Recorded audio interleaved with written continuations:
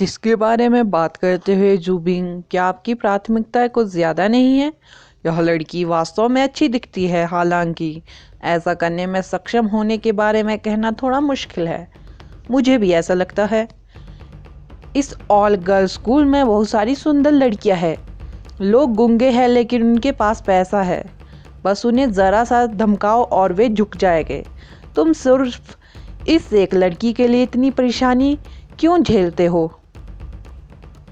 आप क्या जानते हैं, इसे अच्छा स्वाद लेना कहा जाता है। जूबिंग ने शातिर लोगों के समूह को देखा। जब वह लड़कों के इस समूह के भयानक स्वाद से असंतुष्ट महसूस करना शुरू कर रहा था, जूबिंग ने अपना सिर उठाया और काले रंग की टी शर्ट पहने एक युवक को देखा जो अपने चारों ओर एक ठंडा ऑरा के साथ उनकी ओर चल रहा था। यह आदमी कुछ जाना पहचाना लग रहा है ना? बकवास, शैतान की बात करी और शैतान हाजिर। यह लड़का उसी लड़की का भाई है। यह लड़का, मैं इस लड़की को हिट करने की कोशिश करने से रोकने के लिए सबसे लंबे समय से उसके साथ व्यवहार करना चाहता हूँ। किसने सोचा होगा तुम अपने आप मेरे पास आओगे? यूं ही तो होता है कि आज यहाँ मेरे बहुत से भाई हैं। हम आपको पीटने का स्वाद चखने देंगे और देखेंगे कि आप भविष्य में फिर से खड़े होने की हिम्मत करते हैं। जूबिंग और उसके टपोरी लोग कहते हैं। भाइयों, अपने हथियार उठा लो। जूबिंग खड़ा था, उसकी निगाहें मोफेन की ठंडी आंखों में उलझी हुई थी। चरावाहा अलंकरण वाला आदमी, मुंह से लटकती सिगरेट वाला युवक, हेडफोन वाला आदमी और जैकेट पहने आदमी तुरंत खड़े हो गए क्योंकि वे सभी अपनी तरफ उसे आते हुए देख रहे थे। भाई, हम हथियार नहीं लाए। सिगरेट वाला जूबिंग के कान के करीब चला गया और धीरे से फुसफुसाया। क्या बकवास है? क्या आपको इस चीज़ से निपटने के लिए हथियारों की ज़रूरत है? उसे अच्छे से मारो। भाई, जाओ कुनसुन के निर्देश के अनुसार अगर हम उसे पीटते हैं तो यह उस पर है। जूबिंग ने गुस्से में जवाब देते हुए पातूनी भाइयों के माथे पर अपनी हथेली से थप्पड़ मारा। सिगरेट वाला आदमी गलत महसूस कर रहा था। तुमने ही कहा था कि हथियार उठा लो। लगता है बस जुम्मों का खेल है। क्योंकि यह कुछ ऐसा है जो भाई जाओ कुनसुन ने पहले ही निर्देश दिया है। जैकेट वाले व्यक्ति ने हंसते हुए अपनी जैकेट को हटा दिया, अपने सफेद टैंक टॉप और हलचल वाली मांसपेशियों को प्रकट किया। मोफेन ने अजूरा बियर गैंग के 5 कचरे लोगों पर ध्यान दिया। ऐसा लगा जैसे वो किसी पालतू जानवर को देख रहा हो।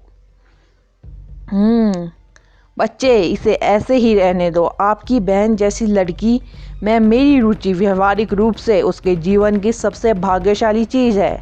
आपको क्या लगता है कि मेरा जैसा कोई और है? जूबिंग, जिसे इस बात की परवाह नहीं है कि वह एक अपंग है। एक अपंग के लिए देवी की तरह कार्य करने का कोई कारण नहीं है। अगर कोई है जो उसे चाहता है तो आपको पैसा जला देना चाहिए और बुद्ध को धन्यवाद देना चाहिए। जूबिंग ने मोफेन की ओर इशारा किया और अपनी असली इरादों का खुलासा किया। जूबिंग का धैर्य इतने सालों के बाद ख़त्म हो गया था। मुझे देखो जूबिंग, मेरे पास रूप, रुतबा और ताकत है। गुआंगची जिले के भीतर वह काफ़ी चरित्रवान था। यदि शिक्सनिया मेरा अनुसरण करती है तो वह अच्छी तरह से जीने में सक्षम होगी, चाहे उसके पास यह अच्छा हो या बुरा, और उसकी सेवा हमेशा मिनीय होगी। बात यह है, एहसानों की सराहना करना सीखो। जूबिंग मोफेन से कहते हैं। अब आज्ञाकारी रूप से मुझे जीजाजी कहो। यह देखते हुए कि हम एक परिवार कैसे बनने जा रहे हैं, हम आपके साथ उचित व्यवहार करेंगे। इस तरह हम जाओ कुनसुन और म्यू बाई को बता सकते हैं कि हमने तुम्हें पीटा है। यदि तुम अभी भी विरोध कर रहे हो तो हम तुम्हारे पैर तोड़ देंगे ताकि तुम अपनी बहन के साथ अपंग हो जाओ, एक सफेद टैंक टॉप वाले मस्कुलर मैन ने कहा। यह सुनने के बाद मोफेन का सीना जोर से हिलने लगा। उन्होंने उस गिरोह की ओर देखा। गिरोह के बीच में सीट के ऊपर पोकर कार्ड के साथ एक अकेला व्हीलचेयर था। मूल रूप से मोफेन पोकर खेलने के लिए टेबल के रूप में ये शिक्सनिया की व्हीलचेयर का उपयोग करते हुए इन मेल को देखकर बेहद नाराज थे। हालांकि अब जब उसने ज़ुबिंग से इन अपमानजनक शब्दों को सुना था, मोफेन को लगा जैसे उसकी छाती गुस्से से फटने वाली हो। एक अपंग मोफेन ने एक व्रत लिया था, अगर कोई कभी भी शिक्सनिया से इस तरह की बातें करेगा तो मैं यह सुनिश्चित कर दूंगा कि उन्हें एक इंसान के रूप में पुनर्जन्म लेने से पछताना होगा। इस बच्चे के साथ समय बर्बाद करना बंद करो, जाओ उसे मारो। ज़ुबिंग कहता है, भाइयों, उससे निपटने के लिए मैं अकेला ही काफ़ी हूँ। आप बस किनारे पर खड़े होकर देखें। सफ़ेद टैंक टॉप में हष्ट पुष्ट आदमी ने अपनी मुट्ठी बांधनी शुरू कर दी। मोफेन ने उन्हें बेहद बर्फीली निगाहों से देखा। हालांकि जैसा कि वे यहाँ गड़बड़ कर रहे थे, उन्होंने एक बात पर ध्यान नहीं दिया। वह अपनी आंखों के भीतर बैंगनी रंग का एक खतरनाक लाइटनिंग का रास्ता बना रहा था। स्टार पाथ में लाइटनिंग की ज़बरदस्त शक्ति थी जो मोफेन के गुस्से के साथ तहत ज्वालामुखी की तरह फटने वाली थी। क्या तुम्हें सच में लगता है कि मैं अब भी वही मोफेन हूँ जिसका तुम फ़ायदा उठा सकते हो? मोफेन के आसपास के वातावरण में एक बेचैन शक्ति कांपने लगी। यह पूरी तरह से सशस्त्र सैनिकों की तरह था जो अपने जनरल के आदेश की प्रतीक्षा कर रहे हो। आप जो एक पालतू जानवर के समान स्तर भी नहीं है, लाइटनिंग का स्वाद चखने के लिए सही समय पर यहाँ हो। जिस क्षण क्रोधित आवाज़ उसके गले से निकली, 7 स्टार्स ने एक पाथ बना लिया जिससे मोफेन की दाहिनी भुजा के भीतर बिजली तारे की दूर से शक्ति इकट्ठी हो गई। मोफेन के शरीर पर अजगर की तरह लाइटनिंग की एक आश्चर्यजनक चिंगारी फैल गई। अगले सेकंड में वातावरण में बेचैन लाइटनिंग मोफेन की दाहिनी मुट्ठी में इकट्ठा होने लगी, जिससे कान छिदवाने वाली आवाज़ निकल रही थी। आकाश, वह क्या है? उसके शरीर के चारों ओर लाइटनिंग क्यों कड़क रही है? यह बच्चा स्वर्ग, वह एक मैजिशियन है। इन लोगों में ज़ुबिंग ही वह था जिसने बाहरी दुनिया को सबसे ज़्यादा देखा था।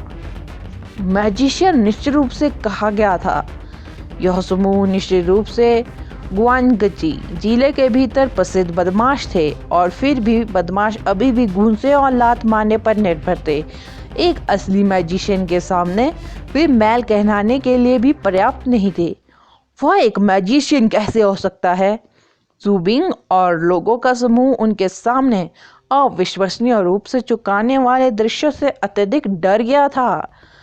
उनके परिप्रेक्ष्य में यदि कोई एक पेड़ पर मुक्का मारने के बाद एक निशान छोड़ सकता है, तो बदमाशों के भीतर एक उसे अविश्वसनीय अस्तित्व माना जाएगा। हालांकि वे कभी किसी ऐसे व्यक्ति से नहीं मिले जिसका शरीर लाइटनिंग की चटकती हुई चाप से ढका हुआ था। कुछ मीटर की परिधि के भीतर सब कुछ एक झटके में नष्ट हो सकता था। निराकाश शक्ति ने उन पर दबाव डाला जिससे उनका पूरा शरीर सुन्न हो गया। Lightning force, lightning strike. Adarsh ने स्पेल कास्ट की। इस बार मोफेन वास्तव में प्राथमिक रैंक कौशल लाइटनिंग स्ट्राइक का उपयोग कर रहे थे। उसने अचानक अपनी हथेली को आकाश की ओर करके हाथ उठाया। आसपास से कंपी वाली लाइटनिंग चापों ने एक तेज ध्वनि उत्सर्जित की। वे बैंगनी रंग के कवच में तात्विक योद्धाओं के एक समूह की तरह थे, जिन्हें अभी अभी एक आदेश मिला था क्योंकि उन्होंने अचानक अपने हथियार खोल दिए थे। उन्हें नष्ट कर दो। अथाह क्रोध के साथ मोफेन ने अपने आदेशों पर ध्यान देने वाले लाइटनिंग फोर्स को नियंत्रित करने की भावना पर भरोसा किया। उसने बेरहमी से अपनी मुट्ठी उनकी ओर फेंक दी। एक चाप जैसा लाइटनिंग का तत्व उभरा और ज़ुबिंग की ओर जा गिरा, जो बिल्कुल सामने खड़ा था, साथ ही मार्शल आदमी के स्थान की ओर भी। लाइटनिंग आर्क उच्च ऊंचाई से निकली। हर प्रहार अपार शक्ति से भरे कोड़े की तरह था। ज़ुबिंग और हष्ट पुष्ट आदमी को फर्श पर पटक दिया था जिसने, जबकि उसी समय इसने निशानों के निशान छोड़ दिए क्योंकि यह उन्हें फर्श पर कोड़े मारने जारी रख रहा था। लाइटनिंग की झटकों से ज़ुबिंग और उसका साथी पूरी तरह से दर्द महसूस कर रहे थे। लाइटनिंग शक्ति की अजगर जैसे छोटे छोटे सैनिक उनके शरीर में चारों ओर घूम रहे थे। इस भयानक शक्ति को महसूस करने के बाद सिगरेट वाला आदमी इतना भयभीत हो गया कि वह फर्श पर घुटने टेकने लगा। उसका शरीर अनजाने में कांपने लगा। हालांकि हेडफोन वाला आदमी वहीं खड़ा था। लाइटनिंग की चपेट में आए बिना उसकी जीन्स पूरी तरह से भीग गई थी, यहाँ तक कि यह उसके जूतों पर टपकने लगा। उसने अपनी पैंट पूरी तरह से गीली कर दी थी। पवेलियन में पहाड़ी पर एक अकल्पनीय पर्पल ऊर्जा शानदार ढंग से चमक रही थी, इससे पहले कि यह जल्दी से शून्यों में गायब हो जाए। हवा में झुलसी हुई गंध फैल रही थी। आसपास के पौधों पर भी कुछ जलने की बदबू आ रही थी। दो जन जो जमीन पर लेटे हुए थे वे तीव्रता से चिकोटी काट रहे थे। उनका रूप देखने में बहुत भयानक था। गुआंगची जिले के गुंडों का अपर्याप्त अहंकारी रवैया कहीं नहीं देखा गया था। उनमें वह पहले वाला अहंकार नहीं दिख रहा था। अन्य तीन लोग पूरी तरह से डर गए।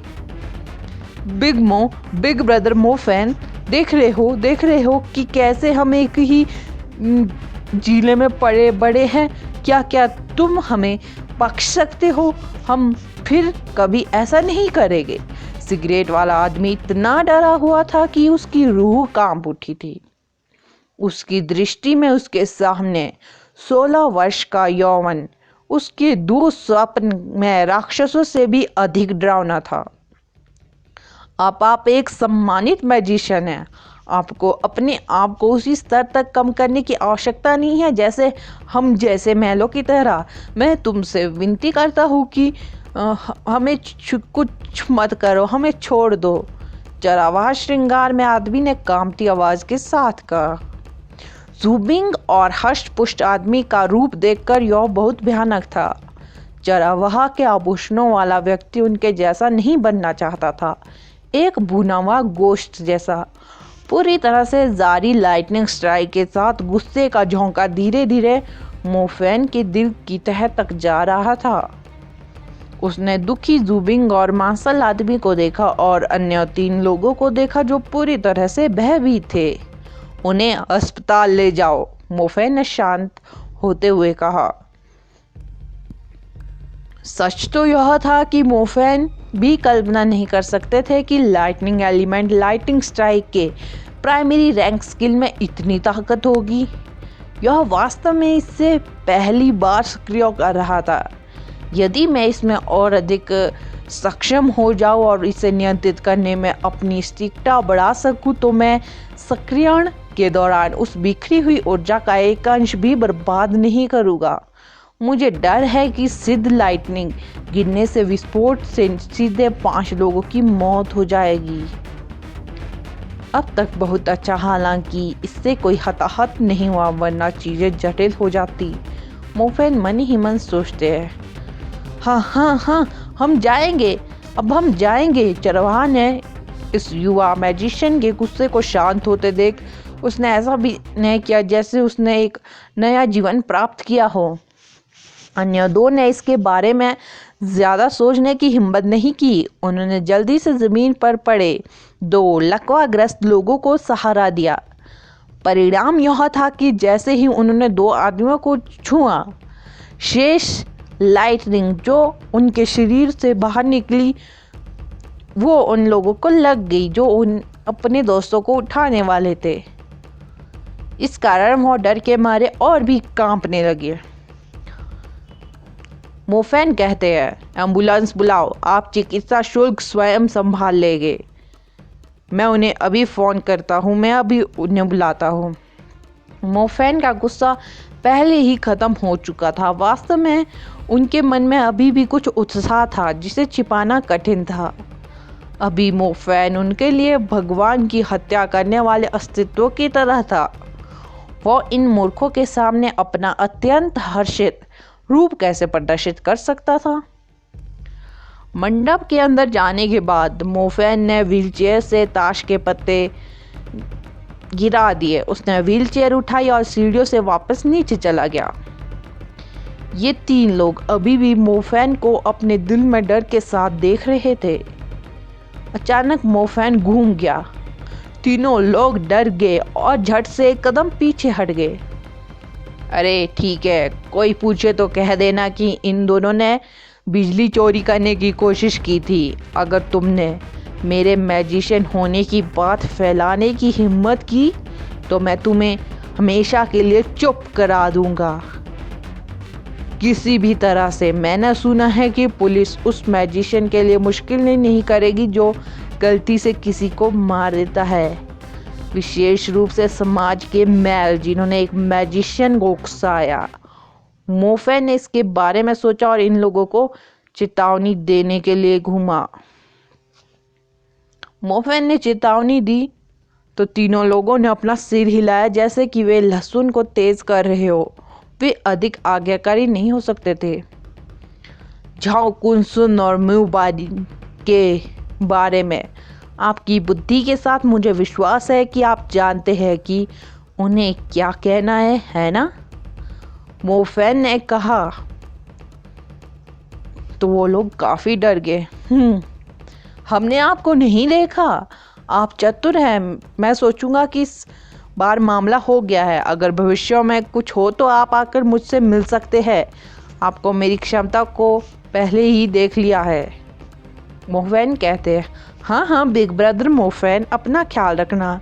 तीनों गुर्गे झुके और डर और श्रद्धा से सिर हिलाया। मोफैन ने सिर हिलाया और व्हील चेयर को उठाया और चला गया। पहले आपको उन्हें बेरहमी से पीटने की ज़रूरत है, फिर आप तो उन्हें थोड़ा सा डरा सकते हैं। मोफैन का मानना था कि ये लड़के उतावले होने की हिम्मत नहीं करेंगे और उसे विश्वास था कि वे इस मामले को बाहर नहीं फैलाएंगे। एक तरफ वो लाइटनिंग एलिमेंट मैजिशियन बन गया है जो अपने कौशल को सक्रिय करने में सक्षम था। दूसरी तरफ यह अप्रेंटिस स्तर की म्यूबाई थे। मेरा मानना है कि ये लोग समझते हैं कि अपने लिए कैसे खड़ा होना है। हालांकि मोफैन पहले से इस बात को लेकर स्पष्ट था कि ये 5 लोग म्यूबाई और झाओ कुनसुन के लिए सिर्फ एक प्यादे थे। जब समय आएगा तब भी मैं उन दोनों हरामियों को वह लौटाऊंगा जिसके वे हकदार हैं। पत्थर के कदमों के बाद मोफैन अंत में जोर से हंसे बिना नहीं रह सका।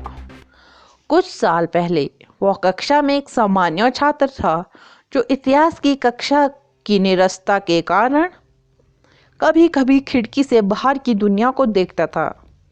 कभी कभी वह अचानक हवा के झोंकों का सामना करने और ऊपर की ओर उड़ने के सपने देखता था। उसका पैर हल्के से झंडे के खंभे पर चल रहा था, नीले आकाश और स्कूल के दूर पीछे पहाड़ के माध्यम में बढ़ते हुए। उसने एक ऐसे जानवर को सम्मन करने की कल्पना की जो खुद को पूरी तरह से क्रोधित कर सकता है। जब वह पोशाचक और कई खलनायकों से मिला तो उसके हाथ एक विशेष बल को इकट्ठा करने में सक्षम थे जो उन्हें सीधे हरा सकते थे। किसने सोचा होगा कि वो आज इसका एक छोटा सा स्वाद किसी को चखा सकता है। उसके हाथों में लाइटनिंग स्ट्राइक उसे धमकाने वाले 5 बदमाश आवारा कुत्तों की तरह हो गए।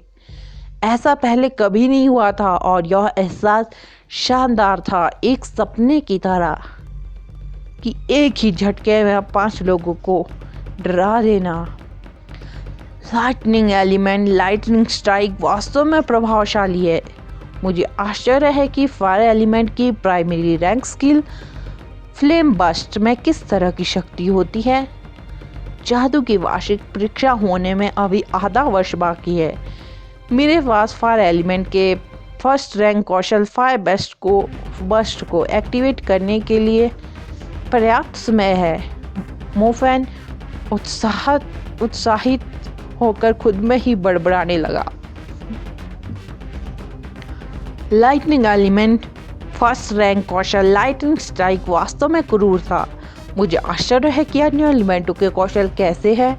इसके अलावा मोफेन जानता था कि प्राइमरी रैंक कौशल सबसे निम्न प्रकार का जादू है। प्राइमरी के बाद इंटरमीडिएट और हाई रैंक भी है।